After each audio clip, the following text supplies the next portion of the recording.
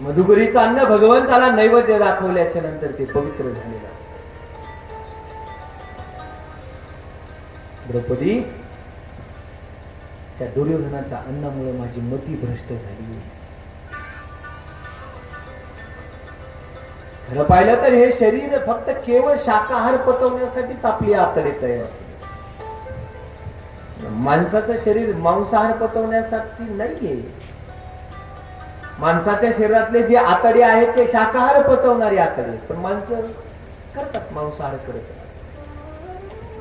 असं काही वय येतं, असं काही आयुष्य, असं काही वयाच्या टप्प्यावर मनुष्य जाऊन उभा राहतो, त्यावेळी डॉक्टर लोक सांगत असतात तुम्ही आता मांसाहार करू नका.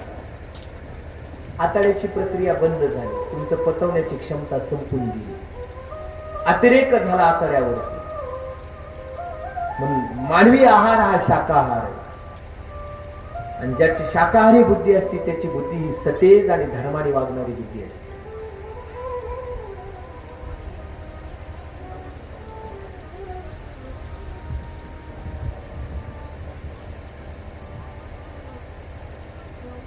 त्याची बुद्धी ही समतोल वागणारी बुद्धी असते. म्हणून धर्माची भाषा, धर्म कसा असावा? अरे युधिष्ठिरा, धर्माने वागावं, राज्य धर्माने करावं. विष्णू सहस्रनामाचा बोध केला भीष्माचार्याने. 1000 नावं, 1000 नावं, वेगवेगळी नावं, प्रत्येकाने विष्णू सहस्रनामाचा पाठ केला. भीष्माचार्य बोलतात विष्णू सहस्रनामामध्ये. युधिष्ठिराने प्रश्न विचारल्याच्या नंतर भीष्माचार्य म्हणतात, भीष्मवाच जगत्प्रभुं देवदेव मनंतम पुरुषोत्तम. तो प्रभू कसा आहे? जगत्प्रभू देव. उपदेश केला त्या युधिष्ठिराला, पांडवाला उपदेश केला. आणि स्वइच्छा मरणी असणारे भीष्माचार्य आणि देह ठेवला भीष्माचार्य. देह ठेवल्याच्या नंतर मग भीष्माचार्याचा अंत्यविधी केल्याच्या नंतर भगवंताचा द्वारकेला निघाले.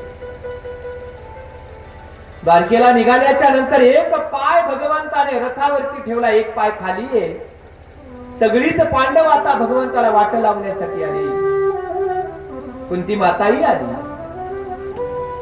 कुंती माता पुन्हा आग्रह करू लागली, देवा थोडं काही दिवस थांबा. अरे तोवर थांबू म्हटले.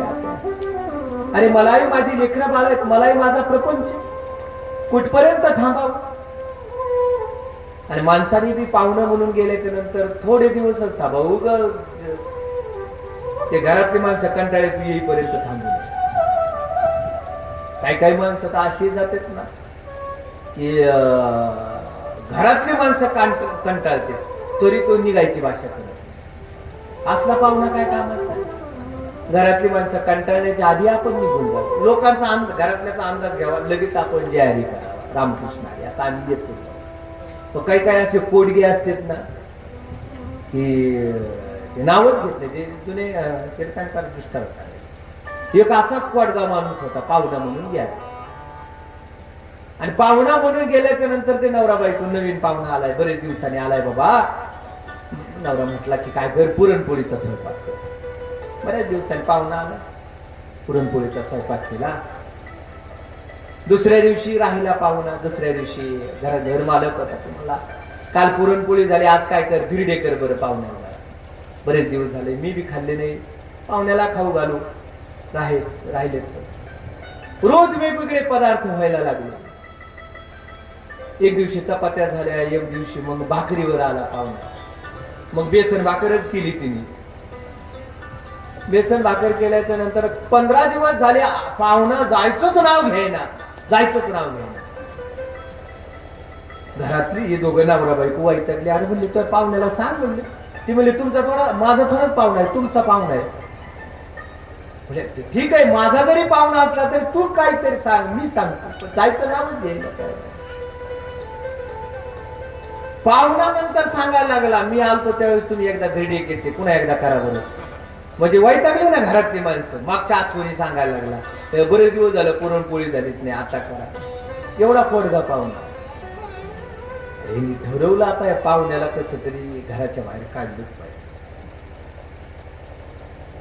काय करावं म्हटले, काही नाही म्हटले. आपण काय करू, भांडणं करू म्हटले. घरात दोघं भांडणं करू.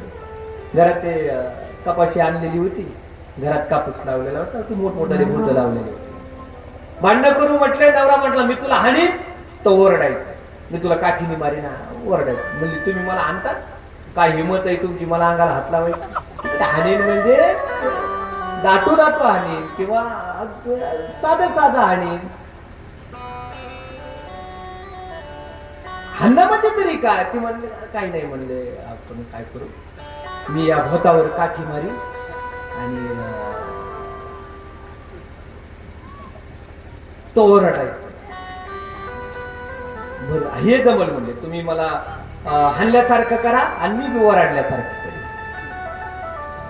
पण या कापसाच्या भोतावर काठी मारायची. हो, काठीचा आवाज. पाहुणा आला, बाहेरून आला, देवदर्शन करून आला की आपण भांडणाला सुरुवात कलमा करायचं. दारात पाहुणा आला की मी बघतोच म्हणले, दारात आला की सुरू करू म्हटलं. तो आतल्या घरामध्ये राह, तो भांडे आदळायचे, आपण लगेच भांडणाला सुरुवात करू. मी आतमध्ये सुरू करू. पाहुणा देवदर्शन करून आला आणि दारात येऊन उभा राहिला की आतमध्ये गेला की मोठ्याने ओरडला. तिने भांडे आदळली की दोघांचं आतमध्ये हाणामाऱ्या सुरू झाल्या. याने भोतावर काठी हाणावी, हाणल्यासारखं करावं. तिने मोठमोठ्याने तिच्या आईचं बापाचं नाव घेऊन. पाहुणाला वाटलं खरंच आपल्यामुळे भांडण व्हायला लागलं. पाहुणा गेला निघून. हे बाहेर आले, हळूच बाहेर आले. पाहुणा बाहेर गेलाय कसा पाहायला, निघून गेला का कसा पाहायला आले. बाहेर आल्याच्या नंतर पाहिलं, दोघाला इतका आनंद झाला. म्हणले पाहुणा गेला घरी निघून. बरं झालं, लई दिवसाची पीडा होती, किती दिवस ठेवावा असा जात नव्हता. बरं झालं आपण ही आयडिया केली, हा उपक्रम राबवला. कसं मी ओरडल्यासारखं करत होते बरं. हो म्हणला, मी बी तुला किती हाणल्यासारखं करत होतो. ती म्हणले मी बी ओरडल्यासारखं करत होते. पाहुणा मागच्या दाराने आला, ते म्हणला मी बी गेल्यासारखं केलं. असा पाहुणा काय कामाचा आहे सांगा बरं. असं एवढा कोडगा माणूस असतो, घरामध्ये भांडण व्हावेत, एवढा कोडगा माणूस असावा का. भगवंताने विचार केला, अरे जरी असला, आपण जरी आत्याच्या घरी येत असतो, पांडव माझे भक्त जरी असले तरी किती दिवस राहावं. आपलं स्वतःच राज्य आहे, हेही सांभाळलं पाहिजे. आपण द्वारकेचा राणा आहे, जरी पांडवा घरी असलो तरी. कुंती माता जवळ आली, सगळ्या पांडवांना बोलावून घेतलं भगवंतानी. सगळ्याला विचारलं तुम्हाला काय पाहिजे मागून घे म्हटलं. आता मी माग येईल सांगता येत नाही, मी माझ्या कामामध्ये गुंतून जाईल. अर्जुनाला, युधिष्ठिराला विचारलं काय हवंय तुला. युधिष्ठिराने सांगितलं देवा मला काही नको. अरे हस्तिनापुराचा राजा झालो, तुझ्या आशीर्वादाने झालो, मला काही नको, फक्त धर्माने राज्य करावं अशी मला माझी बुद्धी स्थिर राहू दे. जोपर्यंत मी राज्य करील ते धर्मानं राज्य करील अशी माझी मती राहू दे. अर्जुना काय हवंय तुला. काही नाही म्हटले देवा, जोपर्यंत मी जिवंत आहे तोपर्यंत गांधीव धनुष्यामध्ये माझी शक्ती राहू दे. आशीर्वाद दिला. भीमा तुला काय हवंय. काहीच नको म्हटले, मला पद नको, काही नाही, मी फक्त सुखी राहिलो पाहिजे, खाल्लेलं अन्न पचलं पाहिजे, एवढं मला आशीर्वाद द्या. द्रौपदीला विचारलं तुला काय हवंय. पातिव्रत्य धर्म पालन करेल असा आशीर्वाद द्या. नकुल सहदेव सगळ्याला विचारलं आणि सगळ्यांनी एक एक एक वस्तू मागून घेतली, प्रत्येकाला देऊन टाकलं भगवंता. स्वतःची आत्या असलेली कुंती माता तिच्याकडे पाहू लागले भगवंता. त्या काय हवंय तुला. काही नको कृष्णा, काही नको. अरे माझा मुलगा हस्तिनापूरचा राजा झाला, दास दासी आहेत सगळे, मला काय हवंय. काही नको, काहीतरी माग आत्या, पुन्हा येणं होणार नाही माझं, काहीतरी माग.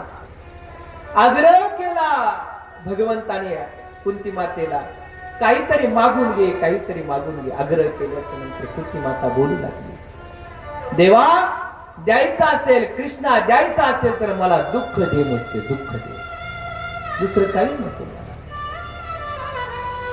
भगवंताला एवढं आश्चर्य वाटलं, आत्या दुःखाची मागणी करतेस, दुःख मागतेस. असं कोणतं दुःख राहिलंय ते भोगायचंय तुला, म्हणून त्या दुःखाची मागणी करतेस. अरे सगळी दुःख भोगलीत ना तू. तरुण अवस्था असताना तुझा पती निघून गेला, हे साधं दुःख आहे? एखाद्या माता मौलीचा पती तरुण अवस्थेमध्ये निघून जावा, सगळ्यात मोठं दुःख त्या महिलेच्या आयुष्यामध्ये प्राप्त झालेलं दुःख असतं, सगळ्यात मोठं. त्या असं कोणतं दुःख राहिलंय ते भोगायचंय तुला. अरे तुझ्या डोळ्या देखत तुझ्या मुलाला लक्षाग्रहामध्ये जिवंत जाळण्याची प्रक्रिया राबवली जात होती, त्याच्यापेक्षा दुसरं कोणतं दुःख पाहिजे? तुझ्या लेकराच्या अन्नामध्ये विष कालवलं गेलं, आणखी कोणतं दुःख भोगायचं? अरे तुझ्या सुनेला भर सभेमध्ये विवस्त्र केलं, करण्याची प्रक्रिया राबवली गेली, कोणतं दुःख भोगायचं? ज्या वडिलाच्या घरी जन्म झाला त्या वडिलांनी दुसऱ्याला कोणाला तरी दत्तक देऊन टाकलं. अल्प वयामध्ये मंत्राने एक मुलगा जन्माला आला होता, त्याही मुलाचा त्याग करावा लागला. एवढी सगळी दुःख भोगली तू. आणखी कोणतं दुःख राहिलंय ते भोगायचंय म्हणून मागतेस? भगवंता मला कळतंय रे बाबा, कोणतं दुःख राहिलं नाही, मला जाणीव आहे दुःखाची. पण मला एक कळालं देवा, ज्यावेळेस सुखाचे दिवस येतात ना तू निघून जातोस, आणि ज्यावेळेस आमच्यावर दुःखाचे दिवस येतात त्यावेळेस तू आमच्याकडे येतोस. म्हणून मला दुःख हवंय, दुसरं काही नको. अरे दुःख असलं की तू आमच्या जवळ राहतोस, आणि तू आला की साधू संतांचे दर्शन होता. साधू संत आमच्या घरी येत कोणतेही दुःख भोगायचे राहिले नाहीत. दुःख यासाठी तुम्ही मागते की दुःख आलं की भगवंता तू आमच्याकडे धावून येतोस, म्हणून दुःखामध्ये तुझा सहवास लागतो. जरी हे राज ऐश्वर्य असलं तरी तू नसेल तर या राज ऐश्वर्याचं करायचंय काय? म्हणून दुःखामध्ये तू असेल तर असं दुःख दे की ज्याच्यामध्ये तुझं अस्तित्व आहे. माणसाला आठवण येते भगवंताची केव्हा? दुःखामध्ये. भगवंताची आठवण केव्हा येते? दुःखात. घरामध्ये लग्न कार्य असावं, कोणाला आठवण येते? कोणालाच आठवण येत नाही देवाची. दुःखामध्ये आठवण येते. ही सप्ताह होतात, प्रवचन होतात, कथा होते, कशामुळे? माणसाला मृत्यूचं दुःख आहे म्हणूनच आहे, दुसरं काही नाही. आज आपण कथेला बसलो, मृत्यूची भीती आहे, मृत्यूचं दुःख आहे म्हणूनच. जर हे जर नसेल तर माणसं कथेला सुद्धा बसणार, माणसं सप्ताहाला सुद्धा जाणार नाही, ना पंढरपूरला जातील ना आळंदीला जातील. दुःख आहे म्हणून, मृत्यूचं दुःख आहे. आठवण येते दुःखामध्ये मनुष्याला, म्हणून मला दुःख हवं. कुंती माता कधी हात मारली गेली. भगवंत मग द्वारकेला पोहोचले आणि द्वारकेला निरोप घेतला पांडवांचा आणि द्वारकेला निघून गेले. आणि द्वारकेला निघून गेल्याच्या नंतर द्वारकेमध्ये पोहोचले. भगवंताने 1000 वर्ष राज्य केलं. जेवढ्या काही स्त्रिया होत्या 16,108, त्यापैकी भगवंताच्या ज्या पट्ट राण्या म्हटलं जातं त्या 8 राण्या होत्या. 16,100 आणि ह्या 8 राण्या. त्या 8 राण्यापैकी एक जामवंती म्हणून होती, जामवंताची मुलगी. ते सेमंतक मण्याचा आळ आला होता भगवंतावर, आणि ते सेमंतक मणी त्या जामवंताच्या गुहेमध्ये होता. भगवंताने जामवंताबरोबर युद्ध करून तो सेमंतक मणी घेऊन आले. आणि जामवंताने ओळखला हा भगवान श्रीकृष्ण म्हणजे पहिल्या जन्माचा प्रभू रामचंद्रच आहे. आणि त्यावेळेस दिलेलं वचन आता पूर्ण करावं, भगवंताने पूर्ण करावं म्हणून आपली स्वतःची मुलगी जामवंताने भगवान श्रीकृष्णाला देऊन टाकली. बरेच वर्ष तिला लेकरू बाळच झालं. वर्षामागून वर्ष निघून जात. रुक्मिणी मातेला लेकर बाळ झाली सगळी. एवढ्या काही 8 राण्या होत्या, त्यापैकी 7 राण्याला सगळ्या लेकर बाळ. तर त्या जामवंतीला लेकर बाळ. भगवान श्रीकृष्णाने नवस केला भगवान शंकराला. जामवंती आणि शंकराने नवस केला. भगवान श्रीकृष्णाने भगवान शंकराला नवस केला आणि नवसानं मुलगा झाला. भगवान शंकराच्या नवसानं मुलगा झाला. इतका देखणा मुलगा झाला, इतका देखणा मुलगा झाला. त्याचं नाव ठेवलं साम नाव ठेवलं. काय नाव ठेवलं? साम. जामवंतीचा मुलगा अत्यंत देखणा मुलगा आणि साम नाव ठेवलं. आणि साम अत्यंत देखणा होता. लहानचा मोठा झाला, तरुण अवस्थेमध्ये आला. ती लहान लहान लेकरं खेळत होती. खेळता खेळता तरुण अवस्थेमध्ये आलेला तो साम त्या सगळ्या पोरांना घेऊन खेळत होता. आणि ऋषी मुनी द्वारकेमध्ये प्रवेश करत होते. हे द्वारकेच्या बाहेर वाळवंटामध्ये खेळत होते. आणि तिथे खेळत असताना दुर्वासादी अनंत ऋषी, बरीच ऋषी मुनी त्या द्वारकेमध्ये प्रवेश करण्यासाठी आली. आणि जंगलामध्ये झाडाखाली दुर्वासादी ऋषी मुनी बसलेले होते. ध्यानस्थ अवस्थेमध्ये दुर्वास ऋषी बसलेले होते. आणि खेळता खेळता लेकरं त्या आश्रमामध्ये गेली. आणि गेल्याच्या नंतर त्या लेकरांनी दुर्वासाच्या पुढे सामला उभं केलं. आणि सामला उभं करून त्या दुर्वासाला विचारलं, मुनिवर तुम्ही त्रिकालदर्शी आहात, मला सांगा म्हणले, हिला 9वा महिना चालू आहे, हिला काय होईल सांगा.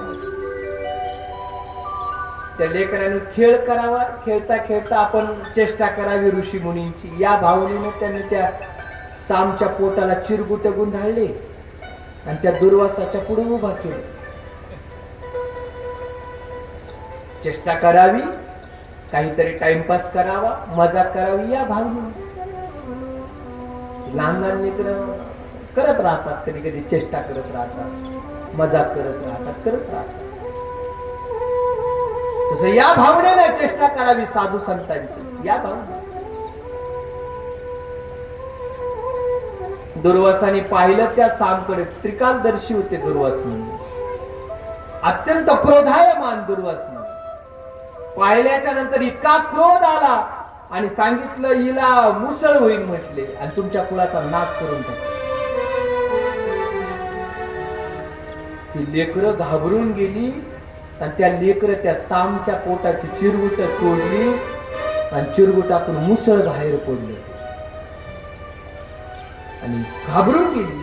घरी घेऊन आली ती मुसळ आणि सांगितलं, त्या यादवांना सांगितलं, हे मुसळ जन्माला आलंय, दुर्वासाने शाप दिला म्हणते आम्हाला, आम्ही असं असं केलं, दुर्वासाची चेष्टा करावी आणि मुसळ जन्माला आलं म्हटले. सगळ्यांनी त्या मुसळाचे पूर्ण पीठ केलं आणि त्या समुद्रामध्ये नेऊन टाकलं. त्या समुद्राच्या पाण्यावरती ते लव्हाळ जन्माला आले, त्या मुसळापासून जन्माला आले. ही सगळी यादव लहानची मोठी होऊ लागली. प्रदत्व अवस्थेला भगवंत जायला लागली, ही सगळी मोठी व्हायला लागली. व्यसनाच्या आधीने गेली सगळी भगवंताची लेकरं. मदिरा पिऊन त्या समुद्राच्या काठावर एकमेकाला मारायला सुरुवात केली. भगवंताची लेकरं.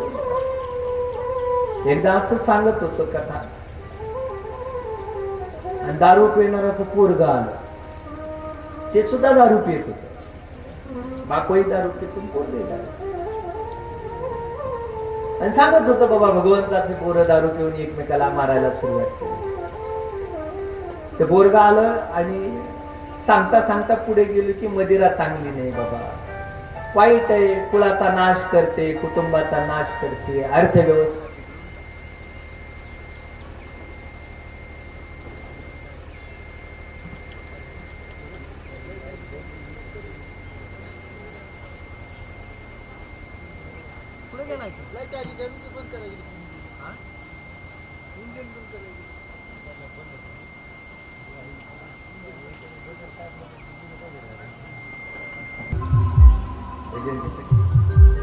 Thank you.